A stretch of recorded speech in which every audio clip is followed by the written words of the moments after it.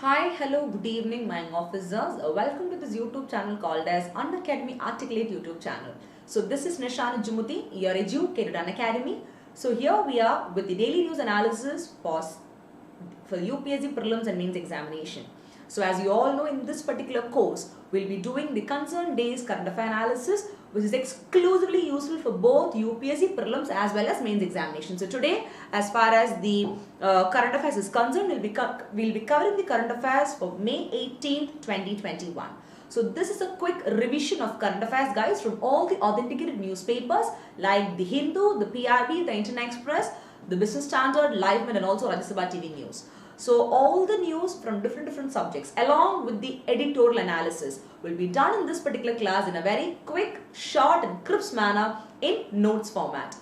So now along with that again, a 360-degree coverage of the concepts and the basics will also be covered in this particular class. And every day 7 to 8 p.m. we will be having this DNA class in Unacademy UPSC Articulate channel. So yes, Sindhuja, hi Sindhuja, yes Lipsil. Hi Ajay, S. Shankar, Pooja, Raju. Good evening all of you.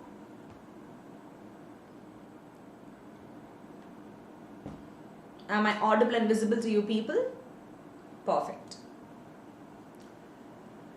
So now, this is a very important topic of discussion because we know that current affairs being the soul of UPSC, you shouldn't miss out in any perspective, right? That is why a load of newspapers, multiple newspapers, along with the editorial analysis. It's not just the news, because if you see in many of the videos or areas, either editorial or the news will be covered. But now this is one particular course where you have both under one single umbrella, and within a period of less than 1 hour, we'll be covering what is required from each of these subjects. Let's say history, geography, economy, polity, governance, sab kuch from the current affairs perspective of that particular paper if the news is there. So that you'll be able to prepare for your UPSC Prelims and Mains examinations accordingly. Clear? So through the notes and through the keywords given in this particular course or the note of this particular DNA class, you'll be able to understand what to study and what not to study for the examination as well. So as you all know, being one of the Unacademy's top plus faculty, a load of courses in the Unacademy Plus platform I have been doing. So to be a part of the Plus platform, very simple, you have to go for the Plus subscription. Just scroll below the video or below the description box of this particular video. You can see the links of Unacademy UPSC subscription. General subscription as well as iconic subscription, including the optionals.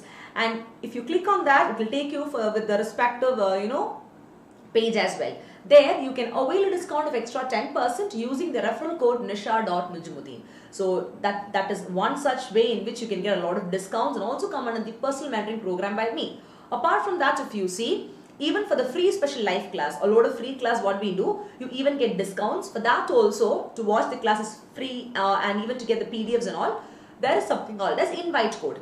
Both the subscription and the invite code is the same. It is Nisha.Nujumudeen. Clear?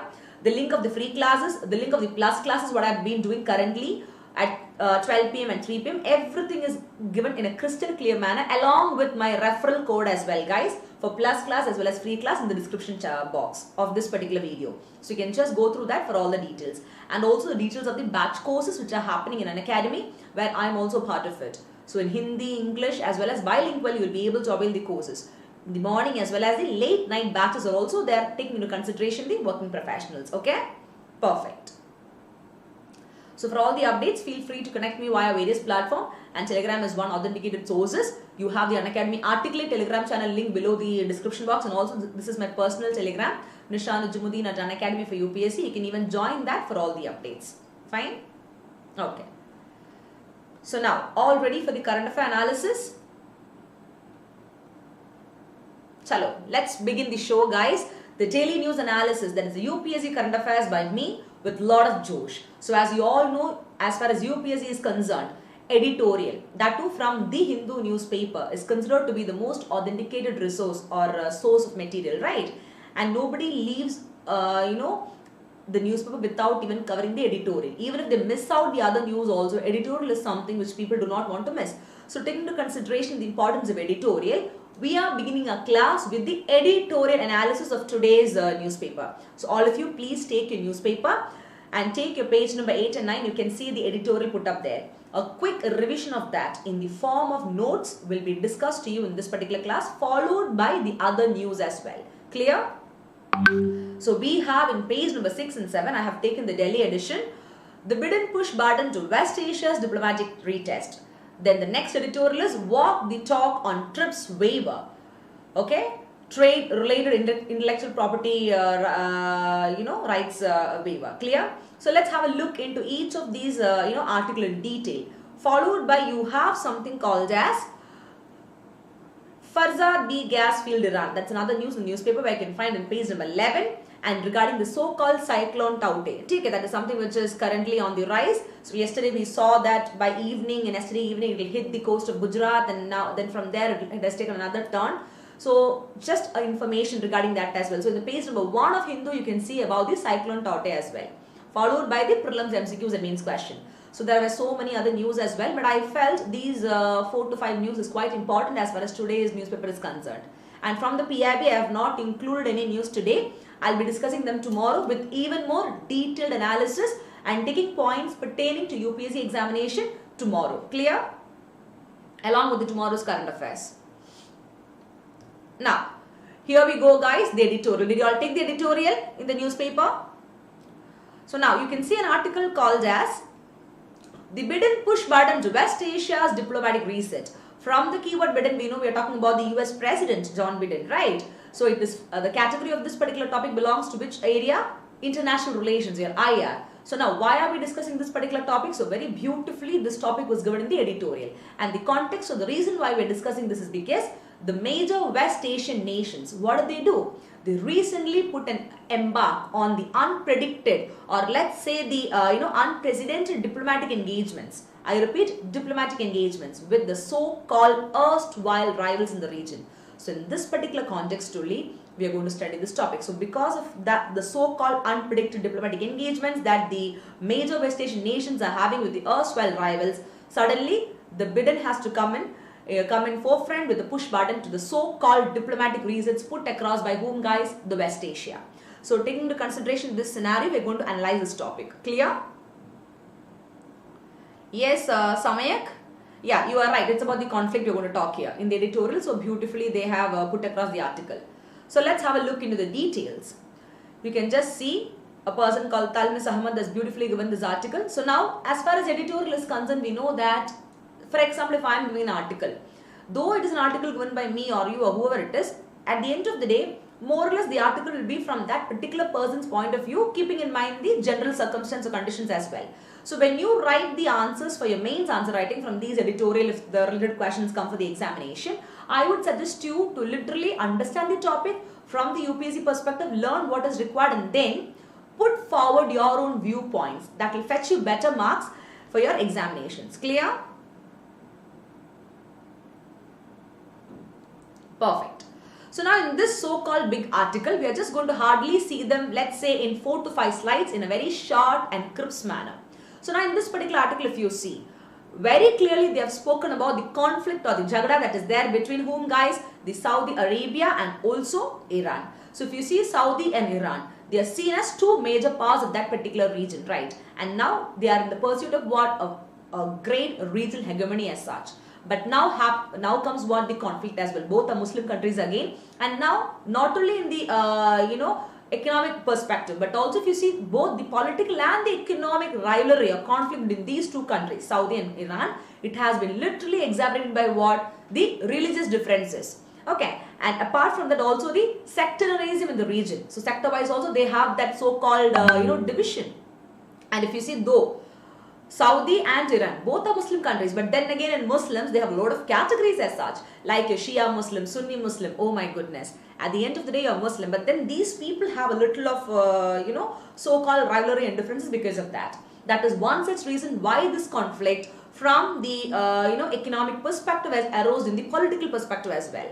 So if you see literally these two countries, if you see Iran, they have Muslim but the Muslim population is consisting of Shia Muslim, one category of Muslim, whereas Saudi consists of Sunni Muslim power. And basically if you see in Shia Sunni Muslim categories, Sunni is considered to be having a higher power compared to Shia. Just like in your Hinduism you have your Brahmanas, your Kshatriyas, your Vaishyas, your Shudras and all, right, the categorization. Similarly there is such sort of stuffs like that. So here Iran has a population which is having Shia Muslim and Saudi with the Sunni Muslim power. That is one of the reasons why this conflict is also on the rise. And if you see, these two countries, they were giving a lot of varying degrees of support to opposing sides in the nearby conflicts. Even if you see, when there's a civil war that took place in Syria and Yemen, you could see the contribution of these two countries, that is Iran and Saudi Arabia. But then now what happened? They are in conflict. What an irony is that. So thus the Iran-Saudi Arabia proxy conflict is also sometimes referred to as what? The Middle Eastern Cold War. So they do not show it outside, but then they are having too much of conflict between them, and that ends up in what? Something called as Cold War, right? They're never friends, they're actually rivals. So that is why it is also called as the Middle Eastern Cold War. The conflict, the proxy conflict between these two countries, these two Muslim countries. Clear? So this is the background of this topic as well. This is what your newspaper also, the first para talks about. Moving into the second para, if you see, there was something about the blockade on Qatar. There was one particular portion which talks about that also. If you see, what is this blockade on Qatar? All the Muslim countries exclusively, and also the Middle East countries like Saudi Arabia, UAE, Bahrain, Egypt, they had a lot of diplomatic relations. With whom? With the so-called Qatar. And they even banned Qatar registered planes and ships from utilizing what? The so-called sea routes and airspace. Along with Saudi Arabia blocking the Qatar's only land crossing. Suddenly, everybody turned against them. Pata nahi kya hai wo again. Right, let's have a look into it. Why? Why was there a blockade on the so-called Qatar? And if you see, a coalition was led again by whom? Saudi. That time, Saudi Arabia literally said that they projected Qatar to be, a country with lot of terrorism. That is, they said that Qatar's alleged support for terrorism was one such reason for the actions taken by them.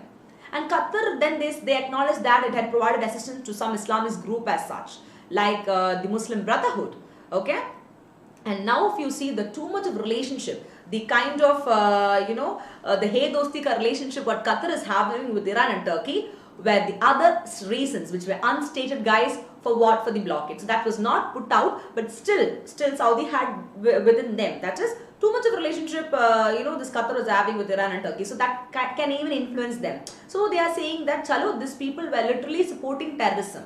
Okay, that is one reason why they had to take an action against Qatar by completely giving a blockade on all the important airspace and sea routes and even the land crossing of your Qatar as such. Clear?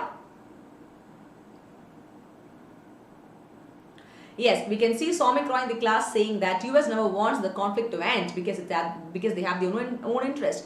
That could be the case, and even when Donald Trump was there, 101% I'll agree with the statement what you said. But now we have John Biden, so we have to wait and see what happens next. Right. So this is another important point which you have to note. Now, talking about the next paragraph in editorial, we spoke about the Qatar's blockade. Now we spoke about the background. Now we're talking about the Turkey-strained relations. So we saw that Qatar was having a deepening relationship with Iran and Turkey. That was also one reason which led to blockade. So now, taking that point into consideration, we are back with the strained relations of Turkey. Now, if you see the case of Turkey, again, they have a lot of differences. With which countries? With Egypt over Libya. So now the whole point is now Egypt, Libya, East Mediterranean, all these things now they're connected. So now they have a lot of difference.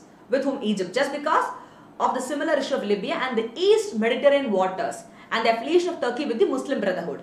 So now, because of this particular reason, again, we can see that Turkey is not sharing a good relationship with which country? The Middle East country, that is Saudi Arabia. That is one reason again, Saudi never wanted Qatar to be friends with Turkey.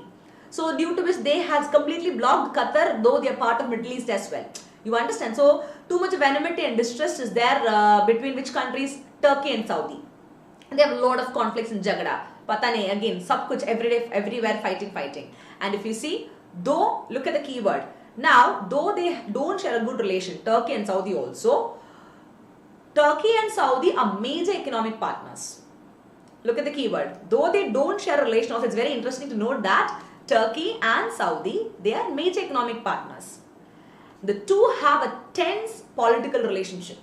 It's every time, kind of in a very stressful manner. And they are deemed from the historic enmity as such. So since then, they have the Cold War going between them. And though they are major economic partners also, the political relationship between them is always very stressful and tensed. Okay? In short and simple terms, I can tell you that Turkey and Saudi can never go hand in hand. Clear? Matlab, they are dushman, they are enemies, that's the whole point. Now let's talk about the diplomatic engagement. Now this particular editorial article talks about what the diplomatic engagement, when Biden literally saw about the resets in the diplomatic engagement, right? So let's have a look into Saudi and Iran. If you see these two nations, the officials of these two nations, for the very first time, if you see, they've met when some sort of diplomatic ties were broken way back in the year 2016. And that time when the officials of these two nations met up, they even set up some technical committees also to look into so-called specific or particular topics which requires much of attention for the betterment of these two countries. Take care. Now, what about Qatar? Why did they block this? If you see, both the diplomatic and economic blockade in Qatar was imposed by Saudi, UAE, Bahrain and Egypt. That also they removed. So previously they imposed it. But now such kind of blockade imposed on Qatar by all these countries, literally they removed it. And if you see, Qatar has, after that situation, Qatar has been trying to do a load of efforts to have a very good ties with which country? Saudi and Egypt, because they know that they have a very good connection in every perspective, airway, seaway and landway with Saudi. So, to be friends with Saudi is the best choice. Otherwise, again the blockade can happen, which can cause a load of issue on the economic perspective. You got the point? So now that is one reason, that is one kallatharam I can tell you, where Qatar wants to put a lot of effort to make a good relationship with Saudi and Egypt. At the same time, they are also making what? Similar initiatives with the doctrinal and political ally Turkey. Is it required for them? See, when they try to do the second one, that is with Turkey, what happens, guys? Will Saudi keep quiet? Definitely no. Though Saudi Arabia and Turkey are economic partners as well, they have a load of political tensions between them. Fatafat, they are enemies, right? So now Qatar is trying to keep their legs in both the side of a boat. You have to put your leg in one side. Otherwise, what happens? You will drown like anything. That is what is happening to Qatar. But Qatar is so smart that they'll keep the relation to Turkey as a secret, whereas with Saudi and Egypt, they'll want to declare it open one, because they are quite worried about the economic and other blockade that they'll face once again. Clear? It's so diplomatic, guys. You can see the politics happening over here, right? The international politics, actually. Now, what is the diplomatic outrage of Turkey? Now, we know that Saudi doesn't like Turkey, and Qatar is trying to have a good relationship with whom? Turkey again. And now Qatar is again back to having a good relation with Saudi along with Turkey. So what is Turkey doing? Turkey is a big problem for Saudi and even for Qatar now. So now Turkey has been so smart in trying to make a load of relation, a very good relation with countries like Egypt and Saudi, so they'll be on the safer side. You understand? They're trying to gather their own army as such. So you have to study international relations in such a way that you are studying them like a connective route. So when you start studying like that, you will be able to have a better understanding in a practical way. Just like when two friends get together, sometimes they even gossip about a third friend, the common friend. So when you study with the connection, you shouldn't do that, you shouldn't do that. But still, when you start studying like that, you have a better understanding of what you learn. Okay, so now back to this. If you see again, Turkey, they're very smart. Okay, they want to make a load of good relations with Saudi and Egypt, because they know that otherwise things will not work. Their relationship with Qatar will be discouraged, and then Qatar will have to face issues due to which again they'll have some issue. So smart they are. Very diplomatically they are planning out for outrage. So that's taken into consideration. This even before the issues that Turkey had with Egypt. In the year 2013, they had their first diplomatic meeting in Cairo, that is in Egypt, Cairo, after they had broken their ties in 2013. And these two countries on opposite sides, on almost all the regional issues only they had problem. They are now exploring how to address the differences, how to become friends again, how to solve all these things. Now, similarly, just like how Turkey went and did to Egypt, now Turkey is doing all these stuffs to Saudi as well. Previously, Turkey has made several overtures to Turkey has made to Saudi, and Turkey even indicated that it could work with Saudi against the Houthis, and has even offered to sell its advanced drones to Saudi Arabia. This is what Turkey has been doing as a diplomatic move or the outreach of Turkey with regard to their relationship with which countries? Saudi and Egypt. Clear? This is indeed interesting, don't you think so? This is actually like a circle, guys. Everybody is caught up in one circle. Okay, like the big boss. Everybody is even equally connected. They do not know what to do. They are having jagras, then they want to come into ties. It's indeed interesting. Yes, Ram Kumar, good evening. Yes, Ajay Vaishnav. So such kind of topics, when I was planning the notes, even I was thinking, oh my goodness, how could they be so politically biased? Anyways. Now where did US come? This is actually the background of this particular topic. Now, in the so-called, heated conflict between Saudi, Egypt, then Iran, Turkey, Qatar, sab kuch. There comes the developed country of the world, that is the United States. And here comes the role of the current president, that is Biden. Okay. Now, the factors which will help or aid the new developments, one is the US West Asia policy. Now, it is said that the major driving force behind such kind of unpredicted engagements in the region is US President Joe Biden's signaling of a fresh US approach to West Asian affairs, which means that he was putting forward a positive sign towards what a new approach to address all the issues what the West Asia is facing. So let's go with a new policy with regard to the West Asian perspective and solve the issue. So if you see, unlike if you see the previous regime, the new president, he literally signaled what a very tough line on the Middle East country, that is Saudi Arabia, and that also includes some sort of scrutiny, a very closer one of the human right record, and they had a lot of opposition guys with regard to Saudi, which backed the war in Yemen as well. Clear?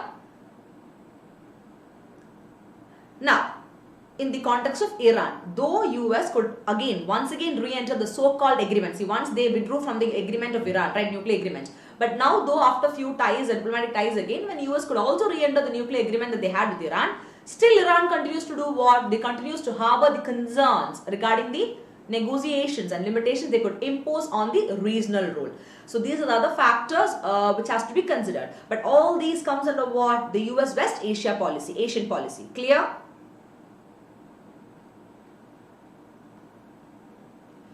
Now, another factor which can actually help in new developments, which comes under the US West Asia policies, if you see in the context of Turkey, come on, they started having a very close ties or relationship with whom? With again the erstwhile Russia, and also the actions which took place in Syria where the Kurds, which is considered a US ally, again that also didn't go well. It literally didn't go well with the administration of US. That again turned out to be a problem for them. So now Turkey, they have been a very close ally of US before in the past, but today if you see their relation with Russia and the actions in Syria, which is considered as a US ally, that went against the US administration. But previously Turkey had a very good relationship with whom, guys? With US. And even today they continue to be what? A major NATO. What is NATO? North Atlantic Treaty Organization. Alright. So then they continue to be a major NATO power which is witnessing more hostile with regard to what? The so-called US policy. But what about the recent updates? The recent updates of this particular concern is that the administration of your US, okay, their recent recognition of the so-called Armenian genocide, that was one of the example for the similar situation. Clear? Yes, Ajay, what is the question, ma'am? What is the stand of India on this? We'll come to that, do not worry. India is a good spectator, I can tell you. Acha, nicely, aram se wait karo, put back your shoulders and watch what is happening. That is what I'll say. Anyway, let's talk about the international relations between these countries and then we'll go to that perspective. Okay, back to class.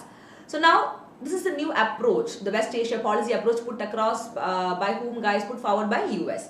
Now, this new approach by US seems to be what? A kind of pushing the regional powers to engage in all the unpredicted or unprecedented diplomatic engagements. So, when they do that, each of them will be able to protect their own self-interest or security or whatever it is. Thus, I can tell you that the US is more likely to be less engaged. So previously US did this approach to make these countries enter into such kind of diplomatic engagements for protecting their own self-interest. But now the situation pops up to be in such a way that US is likely to be less engaged with what all the quarrels or jagdas that happens in the region, and they continuously stress or overwhelm the need for what? The regional states to be responsible for the security, that to the regional security in those particular areas, which has been pushing the erstwhile rivals into diplomatic engagements to end the conflict or to make sure that that is not heated up more. US is doing this. Clear?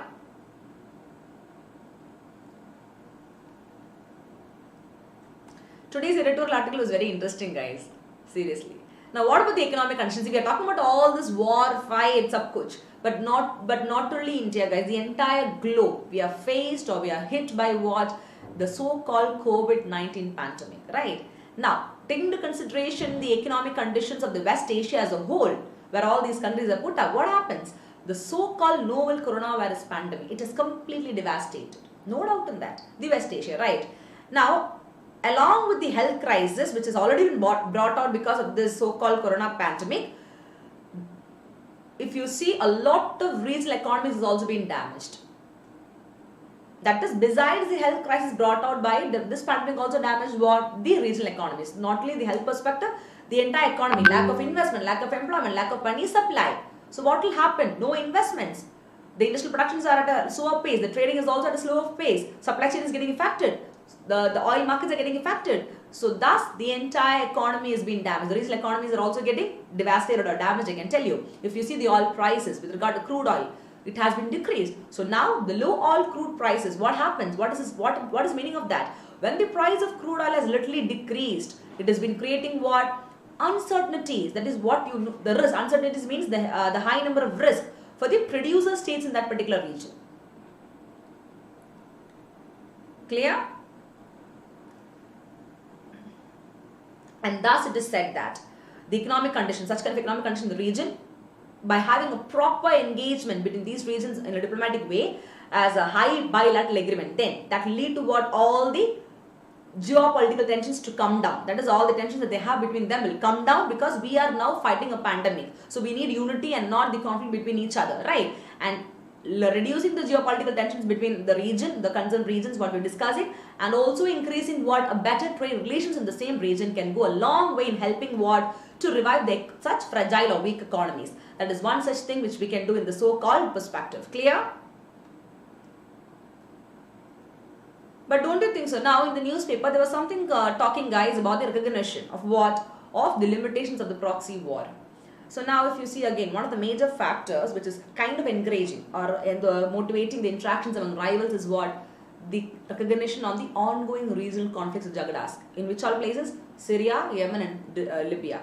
Despite the massive death, the destruction, subkuch death and all, it has not brought in any military outcome. Rather, it has only given a lot of tensions and burden to what? All the supporting nations for this particular conflict. So now such kind of situations causing a lot of tensions and tensions and conflict in the entire global economy as a whole.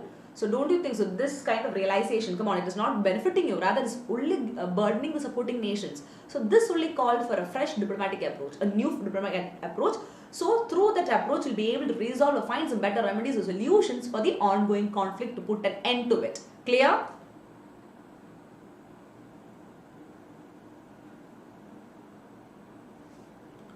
Perfect. What are the challenges, by the way? In this particular article, what are the challenges actually they are putting across? If you see, in these conflicts, I can tell you, these are the very early days. And all the sides concerned, they have been going a very, very long way in resolving the differences. It's not like they're not trying, they're trying to do it. Okay. Now, Egypt, if you see, they remain uneasy regarding Turkey's tie with the Brotherhood and the regional ambitions. They're not ready to see, though they want to have a diplomatic tie. They're quite uneasy about the differences they have. What about Saudi? Saudi and Turkey, if you see, they are concerned about Turkey's affiliations in the context of doctrinal affiliations and their relations with Iran. So they are more concerned about that. Thus, the resolution for the so-called Syrian conflict, it will be a very, very difficult challenge, I can tell you, because of the strategy, that is a competing strategy interest of both Saudi and Iran in the conflict. Because of that, really, they are not able to bring in a proper solution for the so-called Syrian conflict. Clear? It is imposing a lot of challenge as such.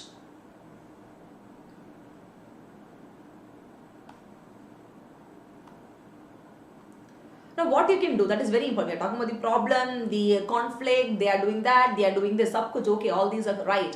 But definitely every problem or issue or challenge should have a solution or a recommendation or a way forward. So let's have a look into it. From this article, the recommendations, what can be put forward, suggested is as follows. You can use this for the mains examination also. We are talking about the West Asia policy. Now, the recommendations for this particular issue or conflict is that though the states in the West, though they appear to be very poised to negotiate their strategic interest also without any sort of outside intervention or intrusion, taking into consideration or provided that regional contentions are interconnected. Now, don't you think so? Though they say they will do it among themselves, they don't want anybody to come from outside and interfere and do anything, they need a third party facilitator to promote what? The mutual confidence among them. Now, I think Ajay asked me what is the relationship of India. Ajay, here goes. The answer is here.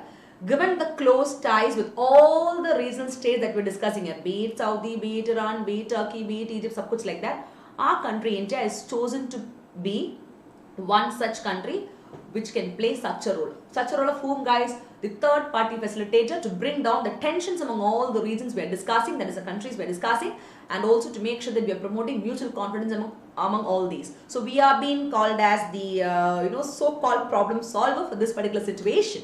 That is one recommendation. Clear? Yes, Himanshu, what happened? You want me to repeat it? See, we were talking about the kind of conflicts and regional conditions that is going on, right? So if you want these regions in the West Asia to have a proper coordination to stop the conflict and make sure that they need to have a better mutual confidence, then you need to invite a third party facilitator. For that, all these regions are having a very good close relationship with whom? Our country, India, and they are well placed to play such a role. Clear? All of you in the class? The next important recommendation what they gave is any future regional cooperation among the countries of that particular region. Future, they are going to have some kind of cooperations or whatever. Now, that must have provisions or conditions stating the participating states to make sure that let you have any sort of cooperation in the future.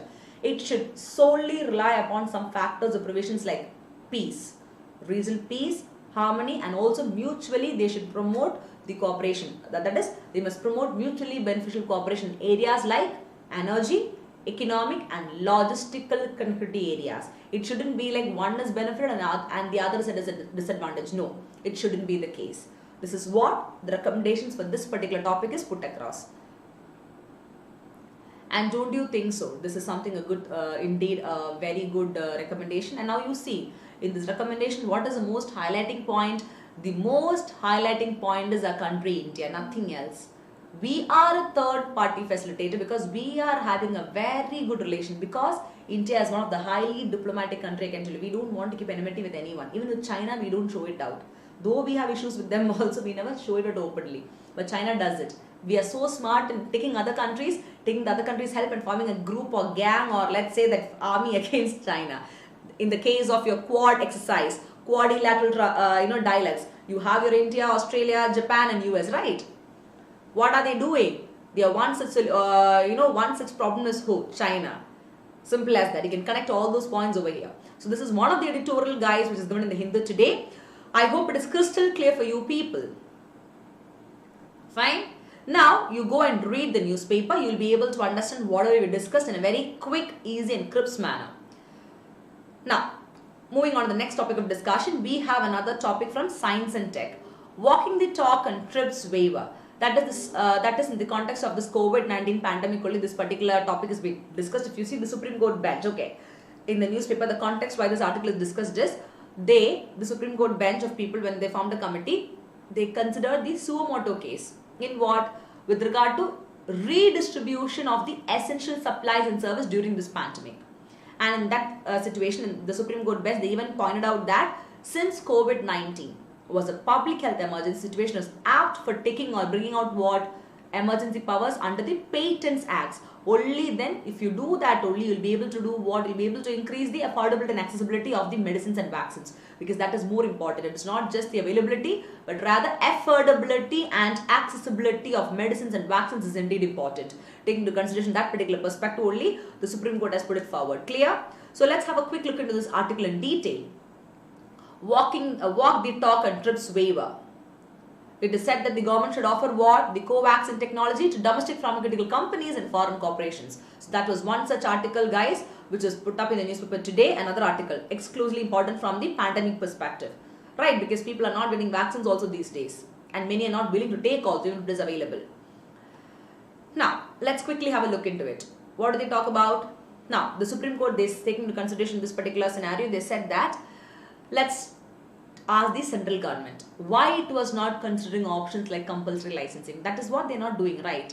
So the Supreme Court said that, chalo, let us ask the central government why compulsory licensing is not considered, and why the government authorization is using powers under section 92 and 100 of the Patents Act. Why they are not doing it? These are the two questions just put across to the central government by the Supreme Court bench. Now, what is the section 92, guys, of the Patent Act? Let's quickly have a look into the basics as such. Okay, it's from polity. So now, section 92 of the Patents Act, it talks about what? It talks about the special provisions. Through the provisions, it will enable the central government to issue the compulsory licenses for manufacturing of the drugs that are having the patent. So for the manufacture of patent drugs, literally you have to issue a license in public health emergency. That is what your section 92 talks about. And what about section 100 guys of the Patent Act? It again enables, as per the section, it will enable the central government to use the patent inventions for government purpose. So section 92 and 100, please go through. So the Supreme Court is questioning why the central government is not considering such kind of options. Don't you think so? It's indeed very important to consider such kind of options? Yes, indeed. Now, the next one. In this particular article, there was another paragraph which talks about the government's affidavit, another heading. Okay. So when the Supreme Court is questioning, the Supreme Court bench is questioning the central government on this compulsory licensing and section 92 and 100. What does the central government do? They replied to Supreme Court saying that Central had told the Supreme Court that it is not in favor of exercising emergency power. They are not in favor, or they are not willing to make use of what the emergency power under the so-called Patents Act of 92 and 100. Clear?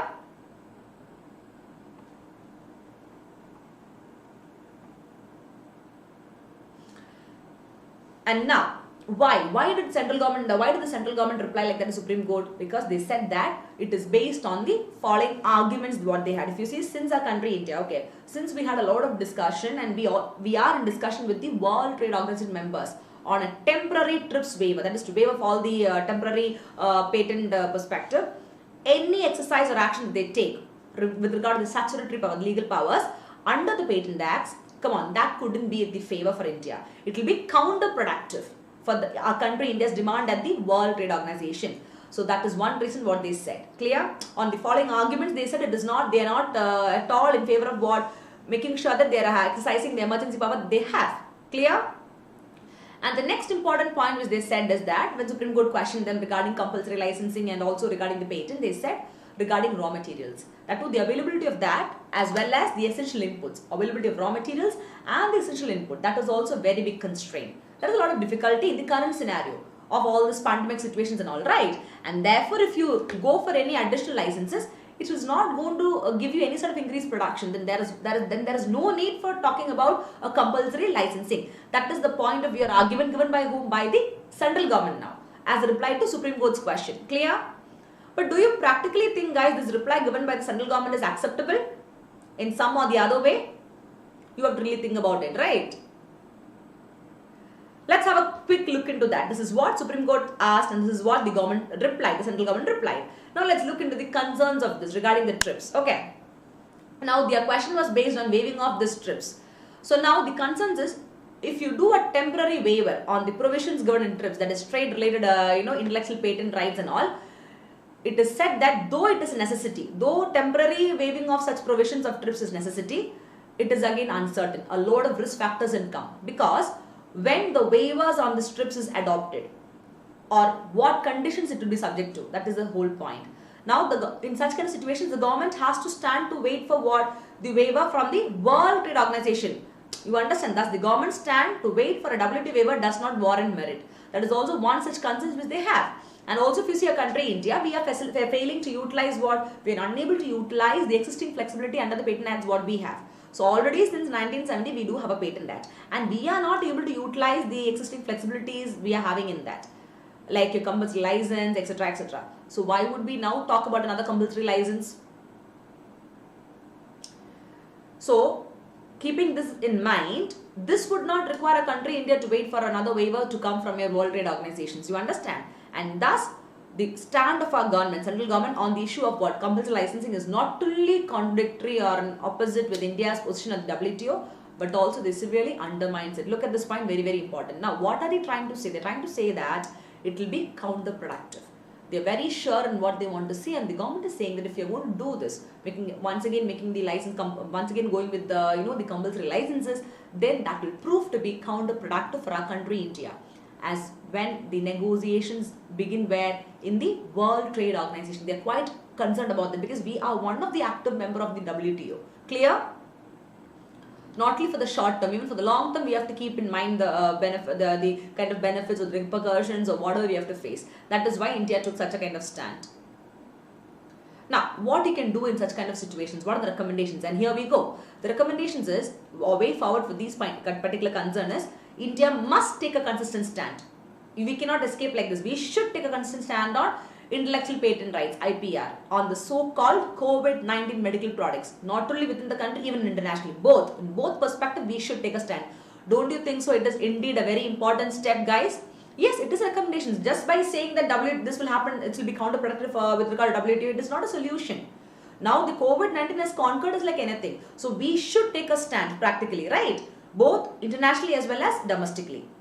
Second is we have to make aggressive use of what? The section 92 and 100. I told you what is section 92 and 100 in the previous slide, just for you to understand the current affairs perspective, the basics. So now only if you make use of that 92 and 100 section of the Patent Act, you will be able to what? License all the patents, which is very much important to make COVID-19 medical products without waiting for a private party to apply for what? The license. Because we don't have time here. Here time matters a lot. Every single minute and second counts a lot, because this is a huge pandemic that is really causing a big disruption to the entire economy with regard to every perspective. So we cannot have time to wait as such. So let's make aggressive. Look at the keyword. It's not effective or speedy, but rather in an aggressive way we have to make use of it. Clear?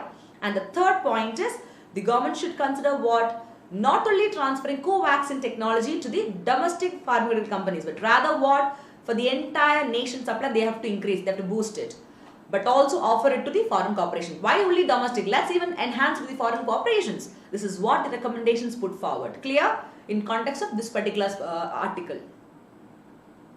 And don't you think so? These recommendations are quite important as well. They are actually to the point. They are something that is showing you the reality. Act based on what the situation is. Act timely based on situations. That is what these recommendations are telling you. Now, do you think such a kind of approach will really give a positive impact for our country in this kind of situation?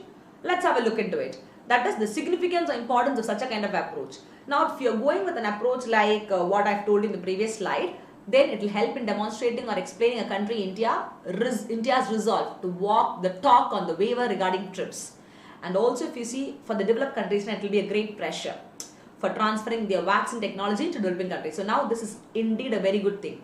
Developed countries now by force they have to transfer their vaccines to all the developing countries, including India, because we need the help more compared to them, because we have a greater population here. Clear? And the number of cases over here is great. The second one, yes, this particular approach has to be taken. There should be compulsory licensing, because the usefulness of that with regard to that is compulsory licensing for COVID-19 vaccine in the absence of technology transfer is really questionable also. With regard to the supply of drugs and other therapeutics, you can use it, because that is also quite critical, guys, in the fight of this so-called pandemic. So in that way you can think, you understand. And finally, an assertive posture on the so-called compulsory licensing, which I have been talking about, that is also will be at an advantage, because that will start forcing lot of pharmaceutical companies, domestic walas now, to offer license voluntarily. At their will, they'll start doing it. So voluntarily, they'll start offering it. You understand? So this is the significance of of such an approach, guys. If we are following the recommendations, what I have told you in the previous slide.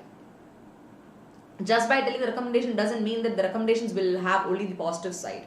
They have positive and negative side. But as far as the current scenario is concerned regarding the situation of COVID-19, yes, it is having a lot of significance, importance on the approach. Clear?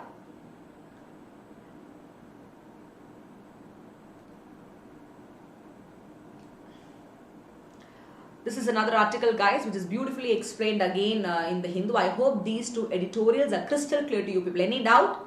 And today's editorial was little long. That's why I took the editorials initially.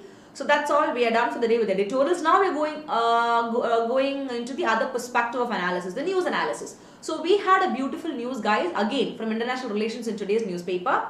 So let's have a look into it. What does the news talk about?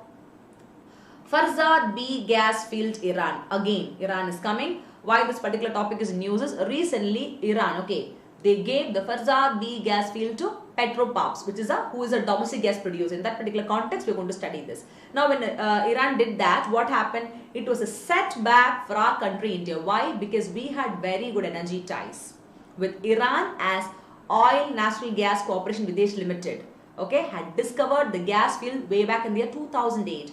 and we have also been a part of the so-called ongoing cooperation on that front. So now don't you think so in such kind of situation, when already Iran is having a tie with India, India's energy perspective, how can Iran suddenly give Farsad B gas field to Petroparbs, who is a domestic gas producer? Why are they doing this kallatara? Right? Let's have a look into it. So based on this particular context, we are going to discuss. So it's something like breaching of trust now, guys. Giving the work to somebody and then suddenly changing as they want. You may think like that. Let's have a look into it, what the article has to talk all about. So thus India's oil had discovered the gas field in 2000. So Iran to develop the Farsad B gas field domestically and they dump India. So they actually cheated us, na, betrayal hai, dhoka diya na. So 2 to 3 Iran should get now, don't you think so? So let's have a look into it. Maybe Iran will have their point of view and India has our point of view. But the point of view of India is more important because we are analyzing the news from the Indian perspective, right? Now, before going to the news, guys, let me quickly tell you what is this Farsad B gas field in a short and simple manner. A concept clearing. Take care. Where can you find them? Basically, they are, located in the Persian Gulf, that is Iran. And the contract for exploration of this field was signed by the Indian consortium comprising ONGC Videsh, Indian Oil Corporation, Oil India since 2002. So now they signed the agreement for exploration of the oil field and all, gas field and all. Then that expired after 6 years, 6 to 7 years in the year 2009. And that too after declaration of the commerciality of the field based on the discovery of gas. Okay. Now after that this field called as Farsad B gas field, they had lot of gas reserves of more than 19 trillion cubic feet. That time your Oil Natural Gas Corporation of India, Oil and Natural Gas Corporation, they invested approximately $100 million on this project. So we have done it. And what are they doing now? That is the next question. Clear? So since then what happened, guys? We have invested $100 million. It's not a joke. It's a huge amount. So since then this consortium, they have been trying to secure the contract for development of this gas field. Now, Fatafat Jagda started. The major dispute between India and Iran was over setting up of 2 pipelines. And that was also over money to be quoted on the development plan, that how much of finance should be given, how much should be spent from each of the countries. Again, that is how the fight started. If you see, though that was the case also, 75% of the deal was finalized by May 2018. That time, US is brought in now. US unilaterally withdrew, guys, from the nuclear deal and they announced sanctions on Israel as well. That is also done by US on the other hand. Indirectly, they did that also. That time, if you see the last year, 2020, in the month of Jan, India then suddenly, we were informed that in the immediate future, Iran will develop their own field. What was that? And they would like to involve India appropriate later stage. They can't say they can dump India as such, but they said a nice way, chalo, we are having our own field. For the short term perspective, we don't need anybody's cooperation and help. Maybe in the later, you will say now, maybe in the future we can see if we can associate or cooperate. Some people are so diplomatically, they answer in a ridiculous way. Similarly, they said, maybe in the future, in the later stage, we can involve India at the appropriate time. That was such a shock to India, don't you think so? Yes, it is. They literally dumped us, that's the whole point. 2 to 3 they deserve, right? Apart from that, the other recent developments, if you see in this particular article, was the Indian merchants. They have almost entirely stopped signing new export contracts with Iranian buyers because they did this to us. And also the Indian merchants, why they stopped signing all the new export contracts is because it's a kind of warning or caution about Iran's falling rupee reserves with Indian banks. That is also one reason why the Indian merchants completely they stopped. And export being one of the most important factor to be discussed, guys, we know that our country, India, we need to increase more and more export, only then the foreign reserves will increase. You can even connect this topic with yesterday's news, which talks about the service export. Service exports from the Indian scheme.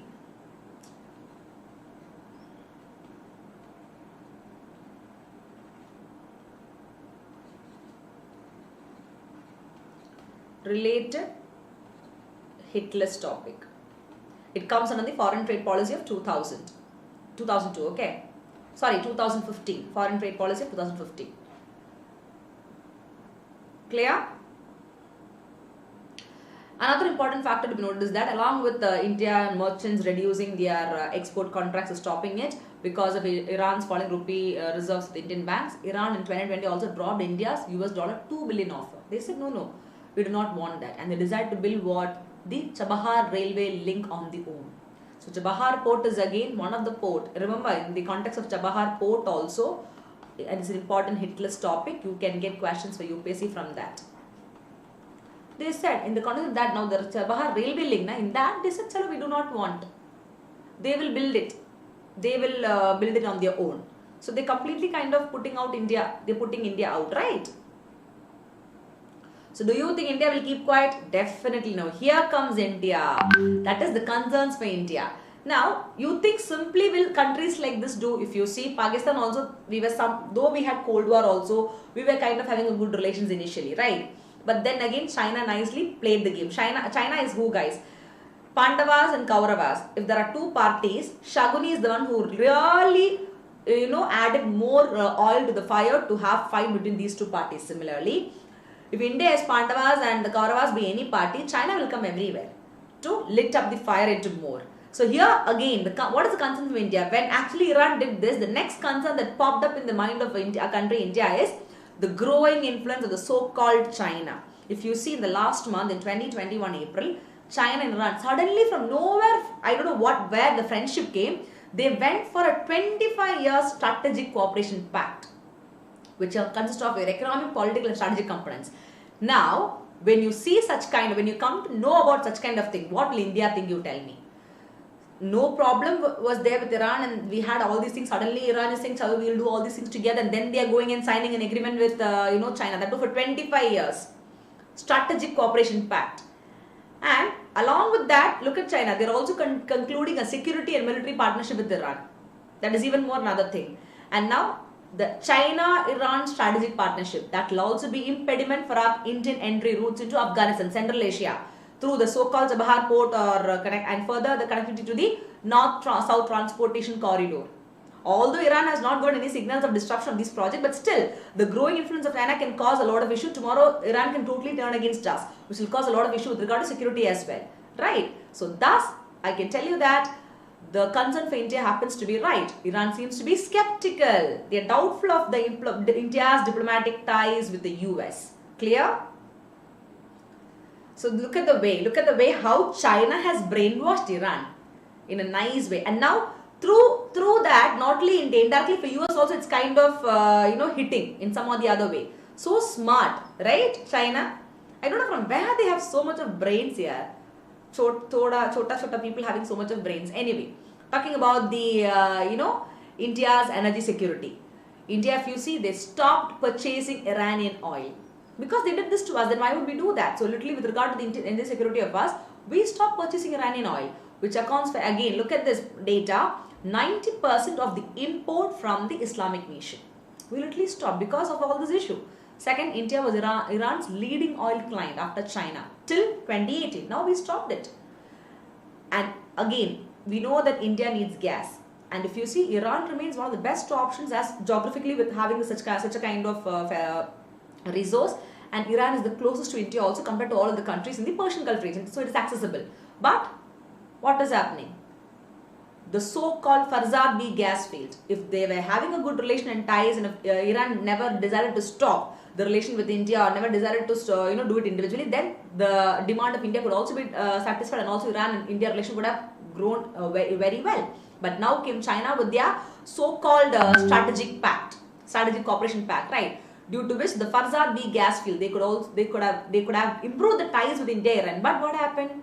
That didn't happen, because the crude oil import which you take from Iran now, they remain impacted because of US sanctions. But now that has also been stopped, and now we are in a big question mark with regard to the security of what? Energy, because energy being one of the most important resource for us. Clear?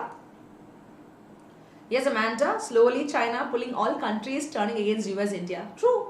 See, do you think China will keep quiet? That is why India is also not keeping quiet. I told you India is also smart. If China strikes you in 1 point, or let's say 10 points, India will slowly strike them with 24 points. That is India, because India is incredible. That is also important. Right? Hamara desh hai yaar. Come on, be proud to be an Indian. You should be happy that, chalo, we are good in Kallatarams and we'll do that. Right? In a nice way. Anyways. Now, what is the role of our country, India, in the region? If you see, maintaining ties with Iran, even as it forges the new relationship with Saudi and Israel, is very critical for India for balancing what? The policy in West Asia. Now, we have discussed an editorial topic talking about the West Asia policy, right?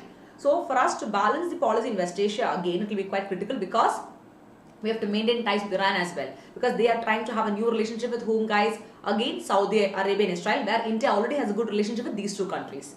And what about the connectivity to Central Asia? With regard to Chabahar port, we know now because of this so-called conflict again, Chabahar becomes a big topic of discussion. Chabahar is not only the key to, I can tell you, the maritime relations within both the countries, but again, it is an opportunity for our country, India, to reach Russia and Central Asia. Now, Iran has done this.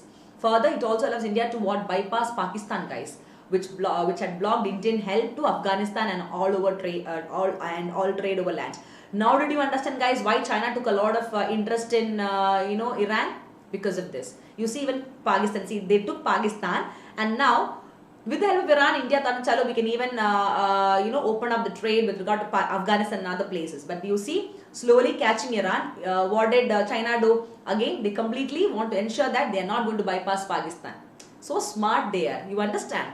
So 2 to 3, they have to be given onto their heads as such.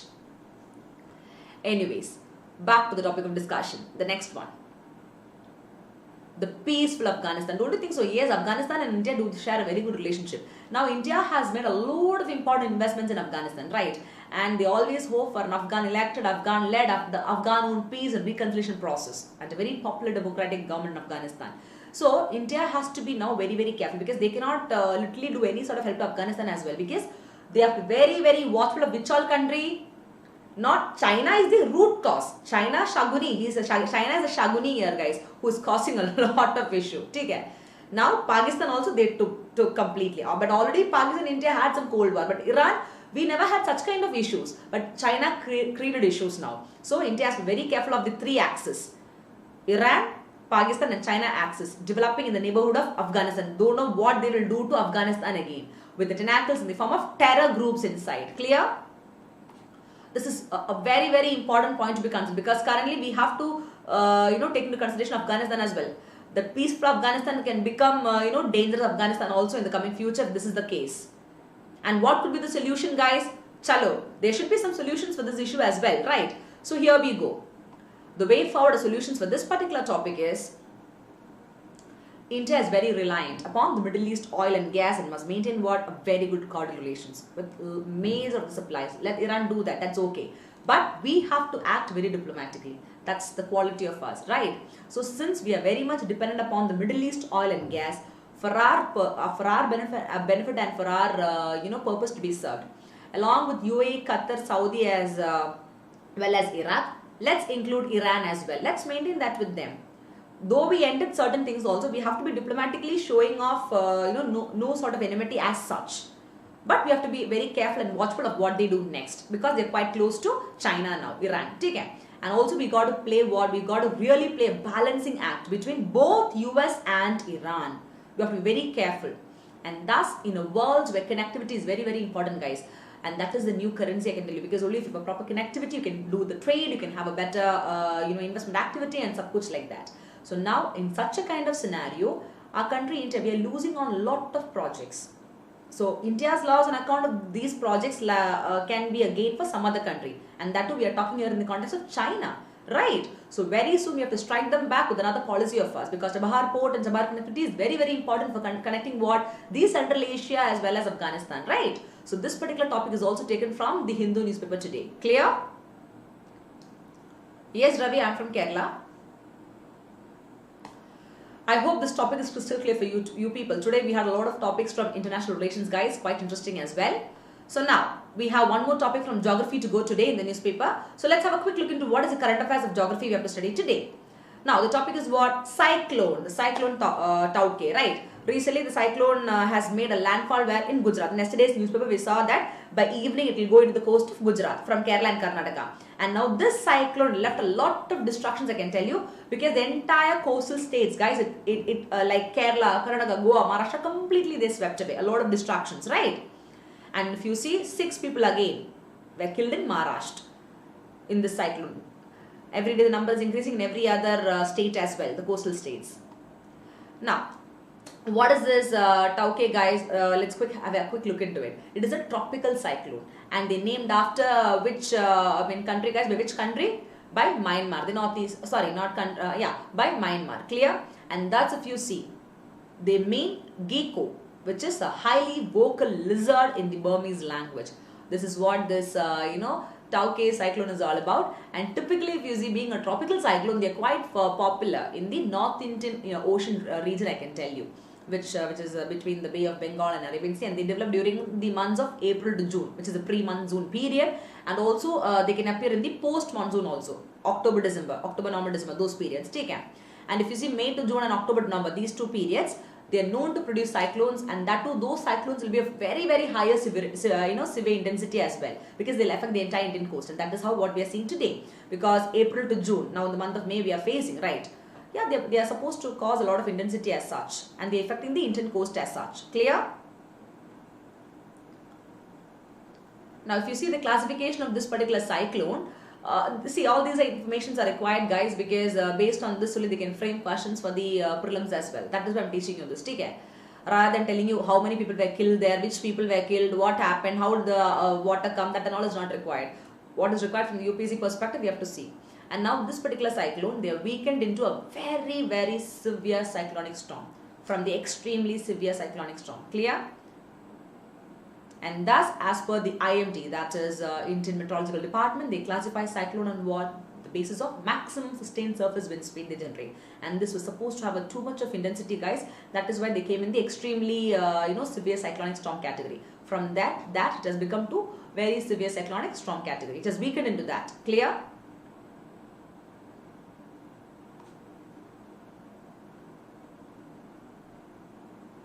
Now, where did this Tauke actually develop? In the Arabian Sea. And if you see in the consecutive year, this is the 4th cyclone. Tauke is the 4th cyclone which actually said to have developed where in the Arabian Sea.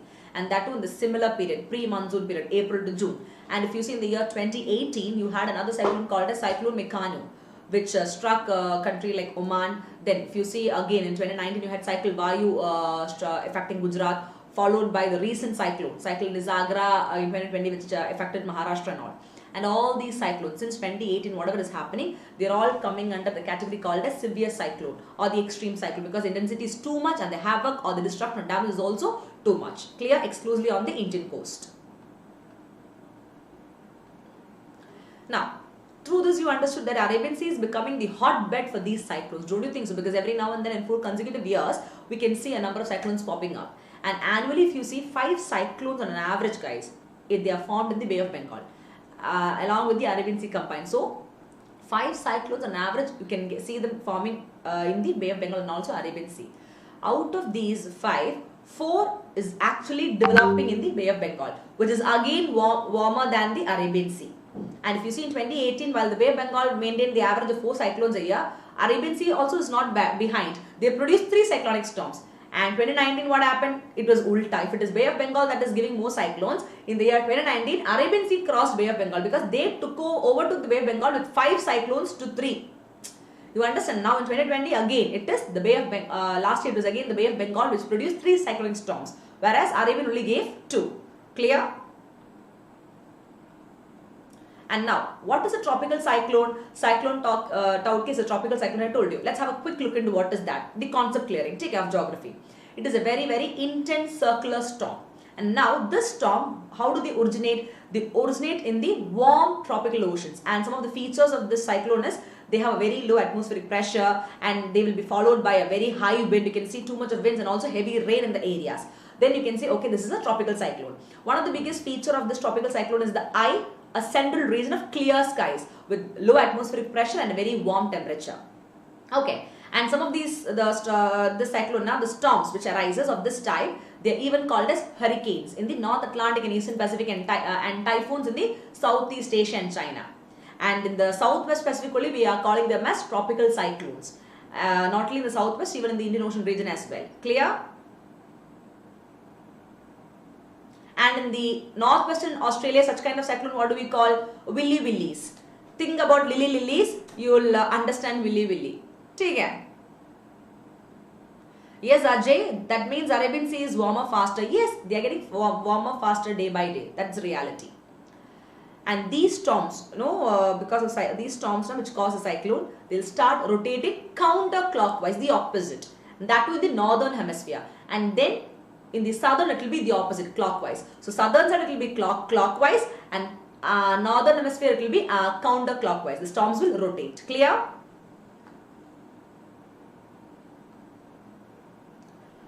And if you see the conditions favorable for the formation and intensification of a tropical storm is, one thing is the temperature. Okay, the large sea surface with temperature higher than 27 degrees Celsius, and there should be a presence of Coriolis force. And also with regard to the wind speed, now small variations in the vertical wind speed should be there. Then you can see such kind of tropical storms, kind of the situations are favorable for them to form. And also a low pressure area, a pre-existing weak low pressure or a low level cyclonic circulation. In such kind of situations, yeah, it indicates that there is a favorable condition for formation of such kind of tropical cyclone, followed by upper divergence above the sea level system. All this would have been studying in your geography, but since it is current affairs also, these are also important for you to cover because questions will be asked from these areas as well, the static portion as well. That's why I told you my current affairs analysis consists of the current affair discussion plus the concept or the basic coverage from each of the subjects as and when required. So you will have a better understanding of all these topics.